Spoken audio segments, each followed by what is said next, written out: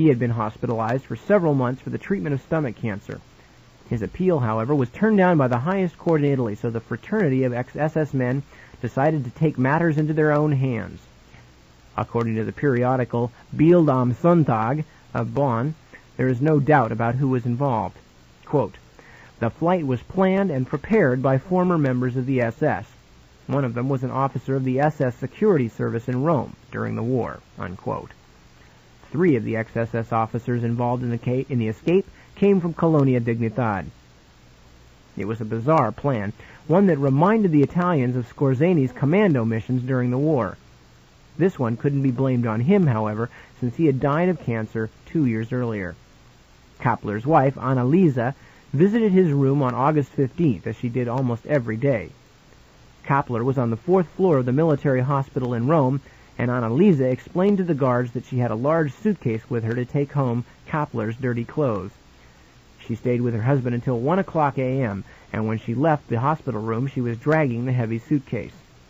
One of the guards offered to help her, but she refused, saying that a friend would meet her on the 1st floor to carry the suitcase. When she stepped from the elevator on the ground floor, 2 men were waiting. One seized the suitcase and hurried toward the red Fiat, waiting outside. The other took Kappler's wife's arm and led her to the car. A 3rd man was behind the wheel. As soon as the suitcase was placed in the trunk of the Fiat and everyone was in the car, the driver raced the engine and drove out of the hospital parking lot. Upstairs on the 4th floor, the guards kept checking through a peephole in the door of Kappler's hospital room to make certain he was in bed. They didn't realize until next morning that they were watching a dummy made from pillows. Kappler, shriveled to less than 100 pounds by his long illness, had been carried from the hospital in the suitcase. Kappler was never taken back into custody. It was believed he was hiding in Soltau in North Germany, where Annalisa Kappler's father had been a prominent Nazi leader, but Kappler was never located. The ex-SS members who aided in Kappler's escape knew that the Federal Constitution of West Germany bars any extradition of Germans to foreign nations, so that even if Kappler had been found, he would not have been sent back to Italy. The uproar over Kappler's escape created so much criticism that it appeared for a time that the Italian government would fall. Fully 32 years after the end of the war, Hitler's elite SS had put a democratically elected European government in jeopardy. A couple of quick points to make about this. First of all, note that Colonia Dignitad, the Nazi exile base which figured so prominently in the Kappler escape, was discovered by people following the chain of Operation Condor. That basically is the assassination program which appears inextricably linked with the International Fascista that we spoke about earlier. And of course, the Muammar Gaddafi connections to International Fascista, their habit of portraying themselves as assassins of the left and so forth, we discussed earlier in the broadcast. Recall now also that Stefano Della Chiai worked as an agent for the DINA. Of course, his connections to all of these things we've looked at great length. And recall also that 2 months before Kappler escaped, he was interviewed by then National Security Agent Glauco Partel and told him about the gold at the UBS. Another interesting connection between this whole P2 and U.S. intelligence tangle and Operation Condor, and through that, Colonia Dignitad, was carried in a book called The Nazi Legacy. We've used it before, subtitled Klaus Barbie and the International Fascist Connection. 3 authors, Magnus Linklater, Isabel Hilton, and Neil Asherson, all of them British journalists, published in hardcover by Holt, Reinhardt, and Winston, copyrighted 1984. And we're going to look at another interesting person and his connections to Operation Condor. One of the receipts of Barbie's somewhat dubious currency at this time was the United States, which maintained a close relationship with the Banzer regime. General Banzer himself was in the classic mold of pro-United States, anti-communist dictators whose doctrine of national security was held to justify repressing dissent in the interests of stability throughout Latin America. While Barbie collaborated closely with the Bolivian Ministry of the Interior, the ministry for its part liaised with the CIA. One Bolivian official, who served under Banzer's government as administrative head of the Ministry of the Interior and was its main contact with the CIA, remembers passing on information which Barbie had supplied specifically for the Americans, and on one occasion, as CIA records show, Barbie offered the agency an extraordinary document which listed the names of every KGB agent operating in the southern cone of South America. Barbie is specifically named as the source. The record reveals that the CIA not only knew where the list came from, but also believed it to be accurate. Another CIA report at this time records Barbie as housebreaker. In 1976, says the document, Barbie masterminded the burglary of the Peruvian embassy in La Paz. Acting on behalf of the Banzer government, he photographed the files and handed over his findings to Bolivian officials. Whether the agency itself was allowed to examine the documents is not recorded. Finally, as if to emphasize the many levels on which Barbie was now operating, a CIA report shows that the agency approved a meeting organized by Barbie in 1977 in the tropical Yungas region of Bolivia between representatives of the Chilean and Bolivian intelligence services. Barbie himself attended it. According to a Bolivian official who was there, the discussion centered around coordination between the two services and the promotion of Condor, a system of mutual aid between right-wing regimes in Latin America promoted by the U.S. to unify their anti-subversion activities. So apparently, Barbie connected with Operation Condor and working with the Chilean Secret Service in connection with that. And bear in mind, too, this Operation Condor is the same Operation Condor that was sending out the assassination teams and blew up Orlando Letelier, Chilean, former member of the Chilean government under Salvador Allende, right in the streets of downtown Washington, D.C. This same Operation Condor is an organization being promoted by the CIA through Klaus Barbie. And again, that's just to give you an idea of these. This is the above board. This is the stuff that the agency is writing down. Okay. We're going to read another article here from the New York Times for Wednesday, April 3rd, 1985. We'll be coming back to this article at the beginning of our next program. This sort of, the next three articles are sort of transitions to the next and concluding portion of the broadcast. Yes. Now, those of you who've been listening to these broadcasts have heard, especially tonight, the name Carlo Palermo coming up quite frequently, especially in his investigations into Steve-Bomb and other organizations. And anybody who's been listening to these broadcasts must be saying to themselves, how long is Carlo Palermo going to get away with it? I mean, with everybody else flying out of the windows of buildings and being stabbed through the heart with long needles and bizarre suicide attempts in jail and et cetera, how long is Carlo Palermo going to get away with it? Now, as you listen to the article Nip's about to read, you bear in mind that this incident occurred here just as the trial of not Mehmet Leajah, but the trial of the Bulgarians in the so-called Bulgarian connection was getting underway, presided over by Judge Martella. And it was during this trial also that Mehmet Aliajah's story the whole story began to fall apart for the last time. Again, from New York Times, April 3rd, 1985, headline, Sicily car bomb kills 3, judges hurt. The article is by E.J. Dion, Jr., special to the New York Times, dateline Pizzolungo, Sicily. A car bomb, apparently intended for an Italian magistrate, exploded in this seaside town today, killing a woman and her 2 children. The judge escaped with minor injuries. The police said the attack appeared to have been organized by the mafia. It was one of a series of attacks on magistrates in Sicily. The assault was similar to a bombing in Palermo that killed a judge and his escort in 1983. The judge wounded today, Carlo Palermo, has been involved in investigations of the mafia and an inquiry of his into international arms trading and its links with drug trafficking, has angered leading political figures in Italy. Skipping down. Judge Palermo was transferred here from Trent in northern Italy and became deputy prosecuting attorney in Trapani on January 5th. He took the post left vacant by Judge Antonio Costa, who was jailed last August on charges of collusion with the mafia. Judge Palermo's responsibilities involve investigating the mafia in western Sicily. 2 weeks ago, he issued 5 arrest warrants, including 2 against prominent Trapani businessmen. The businessmen are accused of illegal currency trading involving funds that are believed to have come from the mafia. But the magistrate was best known for his 4-year investigation in Trento into a gun and drug smuggling ring that reportedly involved both Italians and foreigners. Last November, the judge indicted 37 people for the sale of tanks, missiles, and other weapons to countries in the Middle East, Asia, and Africa. Among those indicted were 25 Italians, 9 Turks, 2 Syrians, and an Egyptian. Judge Palermo's case covered a sensitive area.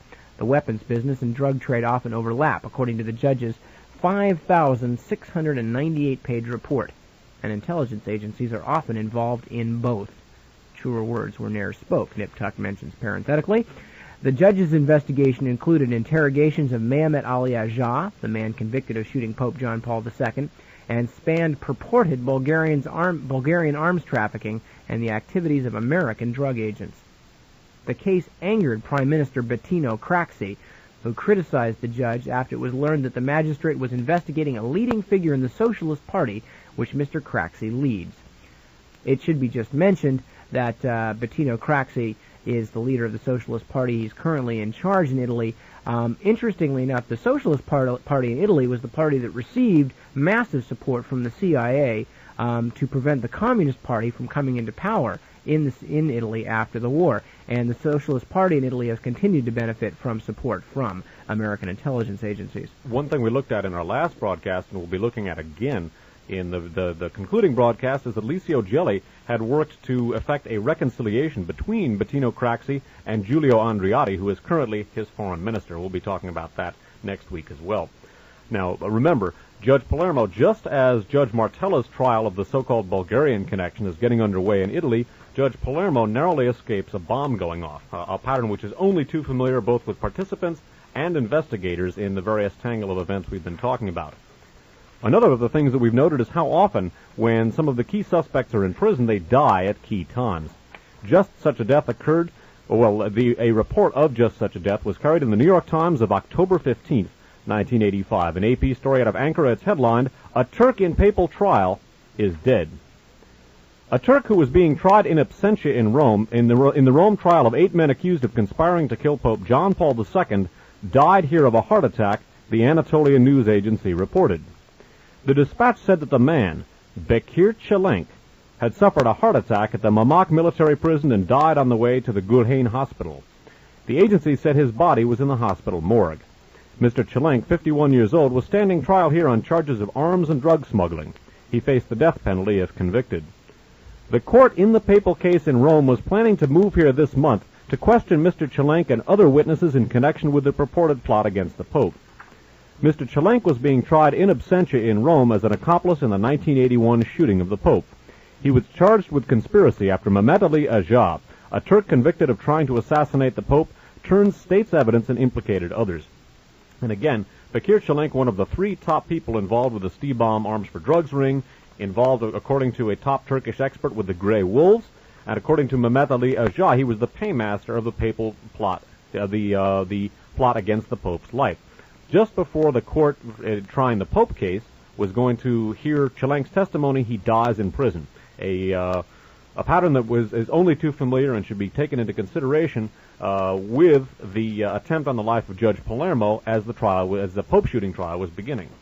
And again, as long as we're on the track of these tragically ironic coincidences that keep occurring in this case, I'm going to read one last article, one last obituary. We read this in the broadcast last week, I guess it was, when we talked about the Super Sesame.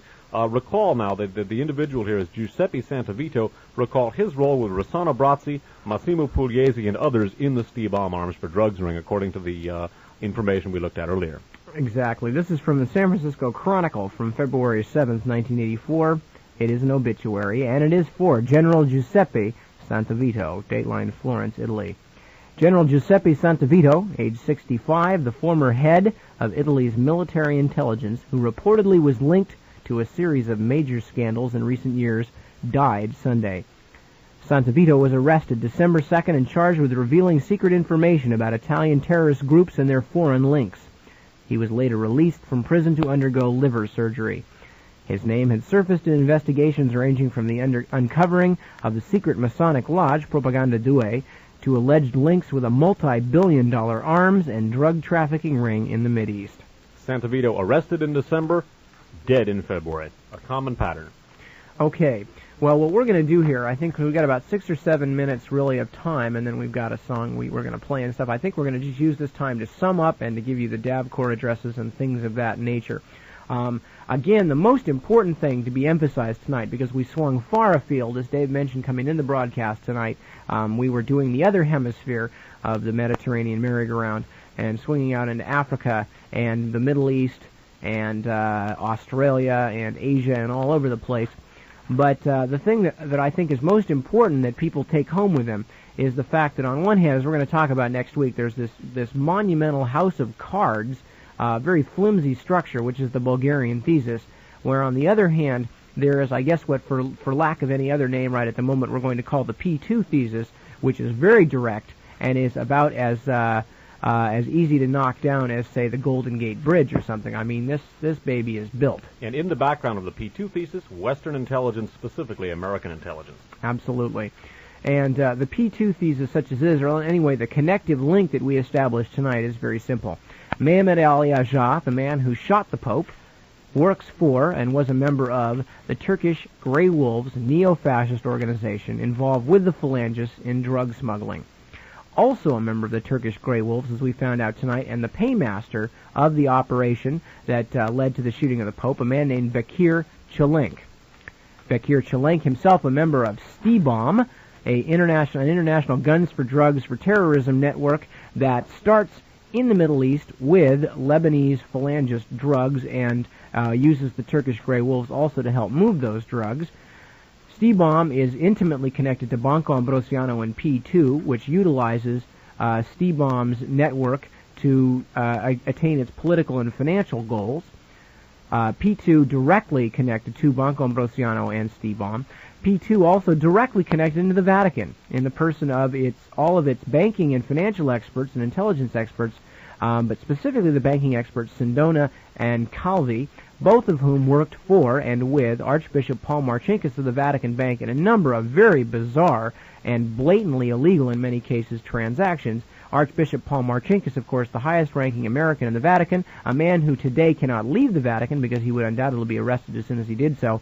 Also John Paul II's bodyguard, Il Gorilla. So John Paul II himself, the man who was shot, replaced John Paul I, the Pope who was about to investigate Paul Marcinkus' dealings with these various drug smugglers like Michele Sindona and mafiosi like Michele Sindona and international financial crooks like Roberto Calvi. And although John Paul I may not even have known it, both of them, of course, involved in a multi-billion-dollar terrorism and drugs and guns scam, namely STIBOM, John Paul I turned up dead after being Pope for only 33 days.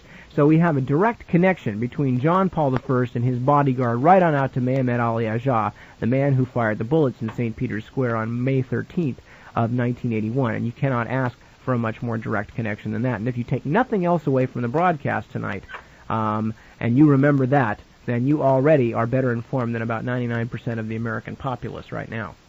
And take note again of the mortality that accrues as these people begin to come to trial, as the case begins to unravel, and the bombs begin going off near judges, the key figures begin dying of apparent heart attacks in prison, or apparent needles through the heart in prison, a numbing and pretty scary pattern under the circumstances. Now, if you've missed our other shows in this series, or our other archive shows 16, in the Radio Free America series, the Four Guns of November shows about the assassination of President Kennedy, plus other miscellaneous shows, all of them are on file with a tape duplication service. The name of that service is called DAVCO. I was about to say STIBOM. The name of that, no, seriously, I was just about to say the name of that service is STIBOM, right? So if you want to, if you guys want some Kalashnikovs or a few Leopard tanks or maybe even a bomb or two, just take down the following number. Telex, no, seriously. You get a little giddy after doing some of this stuff, but that was a really beautiful near Freudian slip. Anyway, no, the name of the company is not STIBOM. The name of the company is DAVCORE, D-A-V-K-O-R-E. They're located at Suite 1300D, as in DAVCORE, Space Park Way, 3 words, just like it sounds. That's in Mountain View, zip 94043. The phone number is 415-969-3030, 969-3030. Write or phone to the attention of Paul. That address, once again, DAVCORE, Suite 1300D, Space Park Way, Mountain View, California, 94043. The phone is 415-969-3030. Write or phone to the attention of Paul. All right, now coming up this Sunday, you will want to be here on KFJC starting at 6 p.m., we are going to be playing Uncle Sam and the Swastika. For those of you who have not heard it, it's become a bit of a Memorial Day tradition. Also, we'll give you a lot of perspective on I.G. Farben and Hermann Abs, who figure prominently, along with the Pope. And, well, if you want to find out about I.G. Farben and what that means, tune in Sunday at 6. Absolutely. It's about industrial cooperation by the West, and specifically by the United States with Nazi Germany during the rise of fascism in Germany. and also with some other particular proponents of fascism, as you will find out. That will be this Sunday starting at 6 o'clock, and after that will be aired the most recent May Brussels broadcast. Okay, and by the way, do tune in at 9 o'clock on Sunday morning for the latest May Brussels broadcast. Okay, that well, I guess it won't, because that's very important, because that will not be rebroadcast the following Sunday night, because we're not going to be on the air the following Sunday night. So tune in Sunday morning at 9 for May Brussels tape 754, I believe we're up to on Sundays, because that one will not be rebroadcast, because on June 1st we're not going to be on the air at all here due to a special program. Last but not least, those of you who have been following this, don't forget to tune in Thursday, this upcoming Thursday, when we finish off this Gibraltar of radio endeavors and put down Part 5, or V in Super Bowl terms, the old Roman numeral V, Mediterranean Merry-Go-Round Part 5, the fifth of this particular Radio Free America series, in which we finally detail the rest of the American intelligence connections, begin to pull all the threads together, and see if we can't finally put together some kind of a working thesis on who actually did shoot the Pope and why. Okay, so that's next Thursday at 7 p.m., and for the denouement, again, Gibraltar is an appropriate word in light of where it's located. That's the Mediterranean stay in one place. This is the Mediterranean merry-go-round. Absolutely. All right, so with that, we're going to leave you with a song, and we are going to get on the road. We want to thank you for joining us. I'm Nip Tuck with Dave Emery in the studios at KFJC. Please be sure and join us next week for the last part of this Radio Free America series, the Mediterranean Merry-Go-Round, right here on KFJC.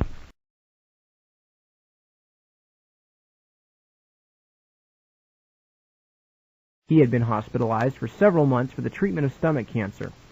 His appeal, however, was turned down by the highest court in Italy, so the fraternity of ex-SS men decided to take matters into their own hands. According to the periodical Bild am Sonntag of Bonn, there is no doubt about who was involved. Quote, "The flight was planned and prepared by former members of the SS. One of them was an officer of the SS security service in Rome during the war." Unquote. 3 of the ex-SS. As soon as the suitcase was placed in the trunk of the Fiat and everyone was in the car, the driver raced the engine and drove out of the hospital parking lot. Upstairs on the 4th floor, the guards kept checking through a peephole in the door of Koppler's hospital room to make certain he was in bed.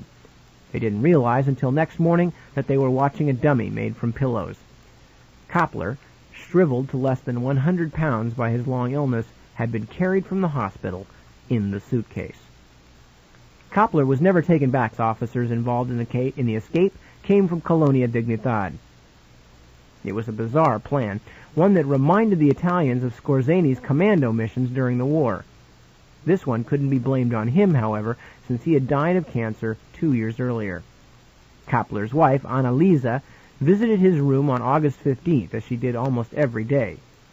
Koppler was on the 4th floor of the military hospital in Rome, and Annalisa explained to the guards that she had a large suitcase with her to take home Koppler into custody. It was believed he was hiding in Soltau in North Germany, where Annalisa Koppler's father had been a prominent Nazi leader, but Koppler was never located. The ex-SS members who aided in Koppler's escape knew that the federal constitution of West Germany bars any extradition of Germans to foreign nations, so that even if Koppler had been found, he would not have been sent back to Italy. The uproar over Koppler's escape created so much criticism that it appeared for a time that the Italian government would fall. Fully 32 years dirty clothes. She stayed with her husband until 1 o'clock a.m., and when she left the hospital room, she was dragging the heavy suitcase. One of the guards offered to help her, but she refused, saying that a friend would meet her on the 1st floor to carry the suitcase. When she stepped from the elevator on the ground floor, 2 men were waiting. One seized the suitcase and hurried toward the red Fiat, waiting outside. The other took Koppler's wife's arm and led her to the car. A 3rd man was behind the wheel.